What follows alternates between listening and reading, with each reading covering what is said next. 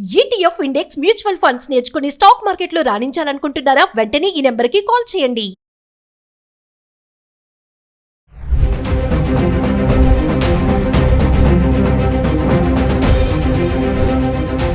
నమస్తే, welcome back to Suman TV. H1B visa ఈ fee విషయంలో అమెరికా అధ్యక్షుడు డొనాల్డ్ ట్రంప్ తీసుకున్నటువంటి నిర్ణయాలు మరి వలసదారులపైన ఎలాంటి ఇంపాక్ట్ పడుతుంది? మరి ఇప్పుడు మనం దృష్టి చేయాల్సిన విషయం ఏంటంటే H1B వీసాలే కానీ F1 వీసా కానీ వీటిపైన ఇంపాక్ట్ ఎలా ఉండబోతుంది, వాళ్ళు ఎలాంటి జాగ్రత్తలు తీసుకోవాలి అనే దానిపైన మరింత సమాచారం అందించడానికి అమెరికాలో 24 years నుంచి ఉంటున్నటువంటి MNC ఎగ్జిక్యూటివ్ వీరభద్ర గారు ఉన్నారు. Over to sir. నమస్కారం నవీన్ గారు, మీకు మీ ప్రేక్షకులకి నమస్కారం. అట్లనే రాబోయే విజయదశమి శుభాకాంక్షలు. సో ఈ రోజున మనము పోయినసారి మాట్లాడుకున్న టాపిక్కి కంటిన్యూషన్లో ఏంటంటే కొత్త లా వచ్చింది ఆల్రెడీ కాంగ్రెస్ హౌస్లో పాస్ అయిపోయింది. అది త్వరలో అది లాగా తయారవుతుంది. దానివల్ల వచ్చే కష్ట నష్టాలు ఏంటనేది మనం లాస్ట్ వీడియోలో మాట్లాడాము. కానీ దానికంటే కూడా మరింత క్లిష్టతరమైన కష్టతరమైన పనులు త్వరలో రాబోతున్నాయి. అవి కూడా మనం తెలుసుకున్నట్టయితే ఎవరెవరైతే సర్దుకోవాలో వాళ్ళు సర్దుకోవచ్చు. ఇప్పుడు ఏంటంటే పాలంటీర్ అనే ఒక కంపెనీ ఉంది. పాలంటీర్ వాళ్ళకి మల్టిపుల్ ప్రోడక్ట్స్ ఉన్నాయి. పర్టికులర్గా వాళ్ళు ఏంటంటే డేటా రిలేటెడ్ టెక్నాలజీస్లో వాళ్ళు చాలా హై ఎండ్లో వర్క్ చేస్తారు. ఇనిషియల్గా అనలిటిక్స్ ఉండేది, తర్వాత ఏఐఎంఎల్ యాడ్ చేశారు. అట్లనే ఒరిజినల్గా వాళ్ళు ఫామ్ చేసినప్పుడు ఇనిషియల్గా వాళ్ళు మెయిన్లీ డిపార్ట్మెంట్ ఆఫ్ డిఫెన్స్ తోటి వర్క్ చేసేవాళ్ళు. బికాస్ ఇక్కడ డిఫెన్స్ కాంట్రాక్ట్స్ చాలా పెద్దగా ఉంటాయి. కొత్త కంపెనీకి ఒక కాంట్రాక్ట్ మంచిది దొరికిందంటే చాలు, వాళ్ళు 10 మందితో చేయాల్సిన అవసరం లేదు వాళ్ళకి. సో అక్కడ వాళ్ళు మొదలుపెట్టారు.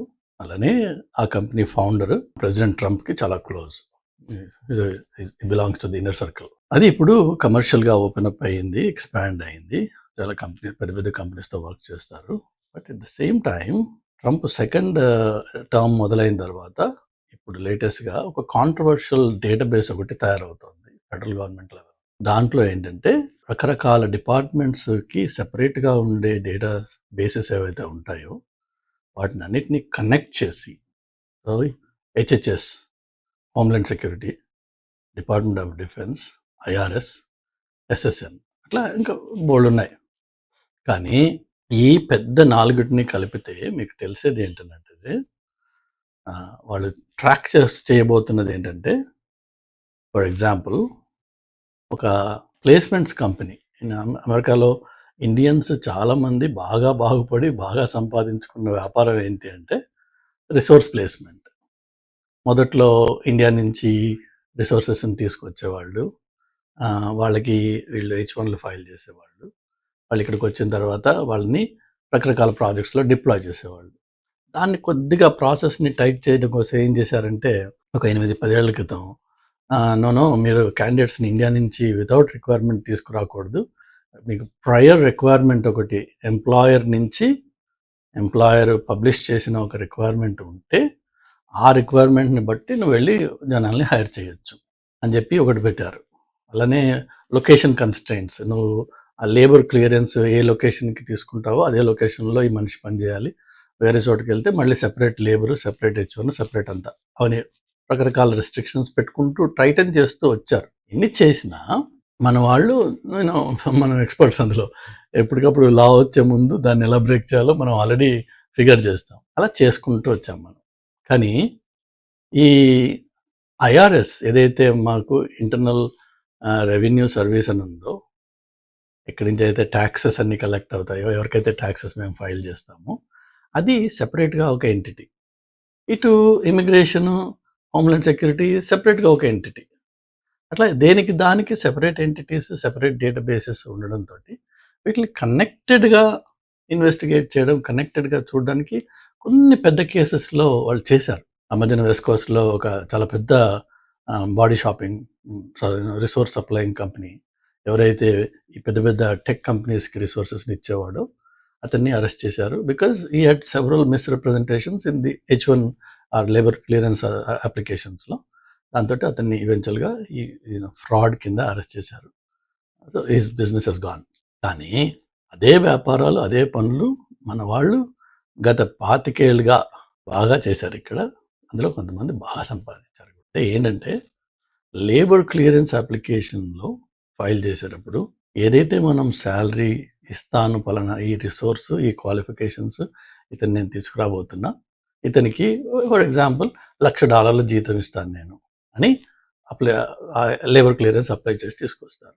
ఈ $1,00,000 ఉండాలంటే ఈ స్థాయిలో చదువుకున్నవాడు, ఈ స్థాయిలో ఎక్స్పీరియన్స్ ఉన్నవాడు, ఈ స్కిల్స్ ఉన్నవాడు నాకు కావాలి. అలాంటి వాడు అమెరికాలో దొరకడు. కాబట్టి నేను వాడిని బయట నుంచి తీసుకొస్తున్నా అని వీళ్ళు డిక్లరేషన్ ఇచ్చి ప్రాసెస్లోకి వెళ్ళి మొత్తానికి ఆ పర్సన్ని తీసుకొస్తారు. ఇక్కడ ఒక కథ ఎండ్ అయిపోయింది. అదే ఆ డిపార్ట్మెంట్ వేరే. దాని తర్వాత డిపార్ట్మెంట్ ఏంటి? ఐఆర్ఎస్. అదెందుకు ఇక్కడ ఇప్పుడు ఇంపార్టెంట్ అంటే నువ్వు ఇస్తానన్నది ఎంత, ఇచ్చింది ఎంత, ఈ రెండింటి మధ్యలో ఇన్నాళ్ళు కనెక్షన్ లేదు. అంటే $1,00,000 జీతం ఇస్తానని చెప్పి ఒక మనిషిని తీసుకొస్తే వాడికి నువ్వు $1,00,000 పేరోల్లో నడిపావా లేదా? లేక వాడిని తీసుకొచ్చిన తర్వాత ఆబ్వియస్లీ ఆ వచ్చిన ఇమ్మిగ్రెంట్ ఎవరైతే ఉంటాడో is completely totally dependent on this guy who's bringing them. So వాడిని తీసుకొచ్చిన తర్వాత ఆ కాగితం మీద ఏముందో మర్చిపో, ఇదిగో నీకు 60,000 ఇస్తాను, నేను 65,000 ఇస్తాను, ఎక్కువ మాట్లాడామంటే ఇండియా పంపించేస్తాను, అక్కర్లేదు నువ్వు అని అంటే వాడు చేయగలిగిన దిక్కు దివాణం లేదు వాళ్ళకి. అలా చాలామంది చేశారు, అలా నడిచినాయి వ్యాపారాలు. కానీ ఈ రెండు డేటాబేసెస్లో కనెక్షన్ లేకపోయేటప్పటికి ఈ దందా బయట రాలేదు నాడు. ఇప్పుడు లేటెస్ట్గా తయారు చేస్తున్న డేటాబేస్లో ఫోకస్ ఏంటంటే ఈ దందాని ఎక్స్పోజ్ చేసి దీన్ని ఆబ్వియస్లీ ఫ్రాడ్ అది. ఎందుకంటే నువ్వు గవర్నమెంట్కి ఏం ఫైల్ చేసావు, 1,00,000 ఇస్తానని యాక్చువల్గా మనిషికి 60,000 ఇస్తున్నావు, 65 ఇస్తున్నావు, 70 ఇస్తున్నావు, whatever it is. If it is not 100K, then you have fraudulently applied for and gotten the visa approval. That counts as a fraud. Fraud means automatically jail time, automatically penalties, and automatically seizing the business. అలా రాబోతోంది. ఒకటి అదెత్తు. ఈ connected databases వల్ల జరిగే ఇంకొకటి ఏంటంటే immigration సర్వీసెస్కి చాలాసార్లు because they are disconnected, వాళ్ళకి తెలియదు ఈ క్రిమినల్ డేటాబేసెస్లో, ఫెడరల్ డేటాబేస్లో, స్టేట్ డేటాబేసెస్లో జరిగే రకరకాల it need not be a major crimes ఆటోమేటిక్గా ఎక్స్పోజ్ అయిపోతాయి. కానీ మైనర్ ఇన్సిడెంట్స్ ఏవైతే ఉంటాయో అవి ఇన్నాళ్ళు బబులప్ కాల, ఎందుకంటే ఇవన్నీ డిస్కనెక్టెడ్ డేటాబేసెస్. ఇన్ఫ్యాక్ట్ నేను ఇక్కడ కొత్తలో వచ్చినప్పుడు చాలామందికి రెండు సోషల్ సెక్యూరిటీ నెంబర్స్ ఉండగా చూశాను. ఎందుకంటే వాడు ఒక స్టేట్లో స్టార్ట్ చేసి, ఇప్పుడు నేను ఫస్ట్ అమెరికాకు వచ్చినప్పుడు 2000లో నా సోషల్ సెక్యూరిటీ నెంబర్ అప్లై చేసింది పిట్స్బర్గ్లో, పెన్సిల్వేనియా. బట్ అక్కడ నేను 6 నెలలో 8 నెలలో ఉన్నాను. దాని తర్వాత న్యూజెర్సీకి షిఫ్ట్ అయిపోయాను. లాస్ట్ 25 years నేను న్యూజెర్సీలో ఉంటున్నాను.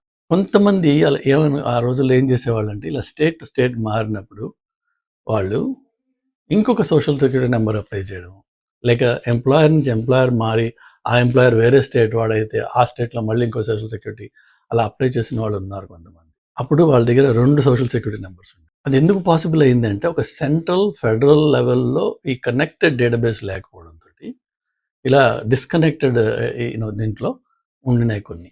అది ఇప్పుడు ఈ కనెక్ట్ చేయడం వల్ల చాలా విషయాలు ఏవైతే స్టేట్ లెవెల్లో బరీ అయిపోయి ఉన్నాయో అవన్నీ they become accessible at the federal level. And లక్కీగా ఇప్పుడు ఏఐ ఏదైతే ఇన్నోవేషన్ ట్రాన్స్ఫర్మేషన్ మొత్తం ప్రపంచాన్ని ఊగిస్తుందో ఆ ఏఐతో ఈ పాలంటీర్ డేటాబేసెస్, పాలంటీర్ వాళ్ళ కేపబిలిటీస్ వాళ్ళ ప్లాట్ఫామ్లో వాడి ఈజీగా ఇలాంటి కేసెస్ని వాళ్ళు బయటికి తీస్తున్నారు. సో దానివల్ల జరిగేది ఏంటి? లాస్ట్ వీడియోలో నేను చెప్పినట్టుగా ఎవరెవరికైతే చిన్న ఇష్యూస్ గతంలో జరిగాయో, DUI అనుకున్నాం, డ్రైవింగ్ అండర్ ఇన్ఫ్లుయెన్స్, అది okay, that's one level of offence. But there are also other offences which may be smaller in nature. Let's say for example reckless driving. So అది వచ్చో రాకో మొత్తానికి ఏదో రెక్లెస్ డ్రైవింగ్ అయ్యింది, accident అయ్యింది, మనం వెళ్ళిపోయి you plead guilty and you pay whatever fine it is and then case is closed. అక్కడ state లెవెల్లో, సిటీ లెవెల్లో, కౌంటీ లెవెల్లో క్లోజ్ అయిపోతుంది. అలా ఇప్పటికీ జరుగుతాయి, అప్పటి నుంచి జరుగుతూనే ఉన్నాయి.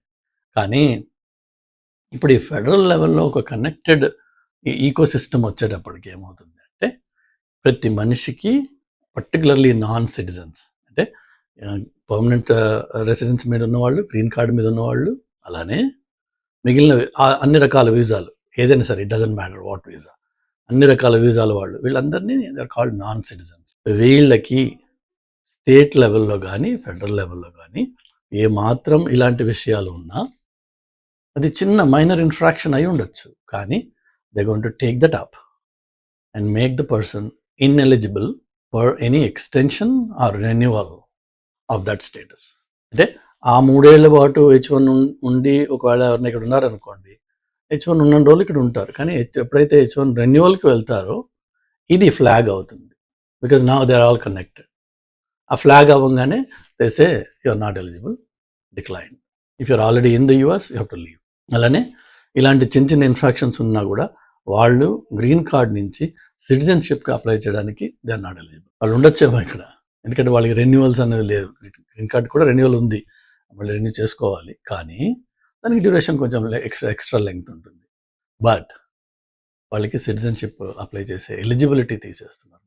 ఇవి రెండు కాకుండా ఇంకొక విషయం నేను చెప్పాలనుకున్నది ఏంటంటే, గ్రీన్ కార్డ్ హోల్డర్స్ ఎవరైతే అమెరికాలో ఉన్నారో, ఇంతకుముందు ఏదో వీడియోలో చాలా రోజుల క్రితం నేను చెప్పాను, ఇక్కడ చాలామంది వాళ్ళ పేరెంట్స్కి, ఎందుకంటే ఓన్లీ బ్లడ్ రిలేషన్కి మాత్రమే మనము స్పాన్సర్ చేయొచ్చు. ఇప్పుడు నేను సిటిజన్ అనుకోండి, మా అన్న తమ్ములకి, మా అక్క చెల్లెలకి, నేను మా అమ్మ నాన్నకి, వాళ్ళకి నేను గ్రీన్ కార్డ్ స్పాన్సర్ చేయొచ్చు.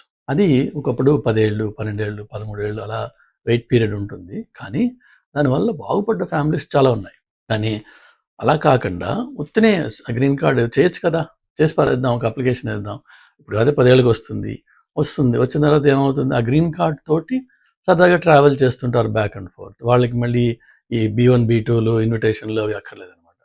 Come here like permanent resident. 6 months 1 year ఉంటారు, మళ్ళీ వెళ్ళిపోతారు, మళ్ళీ 6 months 1 year తర్వాత మళ్ళీ వస్తారు వెనక్కి. అట్లా కొంతమంది పర్టికులర్లీ నార్త్ ఇండియాలో ఉన్న కొన్ని కమ్యూనిటీస్ దాన్ని బాగా వాడుకున్నారు. సో ఇప్పుడు కొత్తగా మానిటరింగ్ చేసేది ఏంటంటే, ఈ విధంగా గ్రీన్ కార్డ్ సంపాదించి అమెరికాలో తక్కువ టైం ఉంటూ అవుట్ సైడ్ ద యూఎస్ ఎక్కువ టైం ఉండే వాళ్ళకి they going to pull them up and cancel their green card. ఎందుకంటే నీ ప్రైమరీ రెసిడెన్స్ యూఎస్ కాదు, నీకు దగ్గర గ్రీన్ కార్డ్ ఉండొచ్చు, కానీ నీ ప్రైమరీ రెసిడెన్స్ యూఎస్ కాదు. నువ్వు సరదాగా ఏదో 6 నెలలు ఇక్కడ ఉంటున్నావు, మళ్ళీ పోయి 2 సంవత్సరాలు ఇండియాలో ఉంటున్నావు, మళ్ళీ ఏదో వచ్చి 6 నెలలు ఉంటున్నావు ఇక్కడ. But you're basically an Indian resident that is carrying a green card from the US. That's not the way the purpose of, or the way a green card is supposed to work.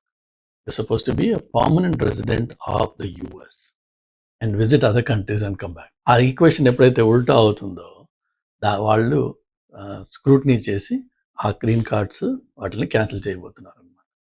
So ఇట్లా రకరకాలుగా ఎన్ని పద్ధతుల్లో ఈ ఇమిగ్రేషన్ని టైటన్ చేయాలో అన్నీ చేస్తున్నారు. ఇమిగ్రేషన్లో మంచి వార్త వచ్చింది, ఇండియన్స్కి పండగ, 2,500 కడితే గ్రీన్ కార్డ్ వచ్చేస్తుంది, 7 ఏళ్ళు ఉంటే గ్రీన్ కార్డ్ వచ్చేస్తుంది, 5 million కడితే గోల్డ్ కార్డ్ వస్తుంది. ఇవన్నీ హంబగ్.